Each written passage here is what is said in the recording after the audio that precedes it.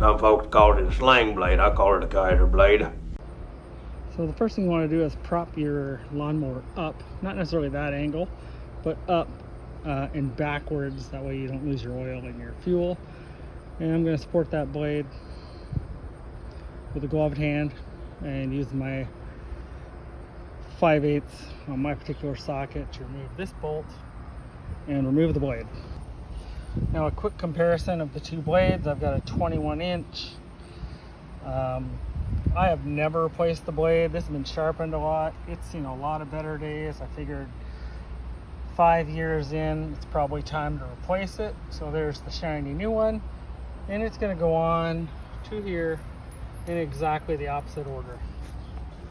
This job has taken me longer to video, to set up this table, to put the my sawhorses and some wood, to put the lawnmower on, than I did to actually swap that blade out.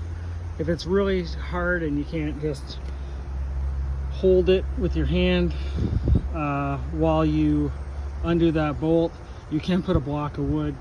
The key is make sure that it's blocked evenly, not on an angle, so you're not bending the blade. Very important, if you are taking your blade off and sharpening it, you should probably invest or put a nail on a wall to make sure that the blade is level side to side. So there's a lot that they sit like this on a pivot, kind of like the old balance scale, or on a nail.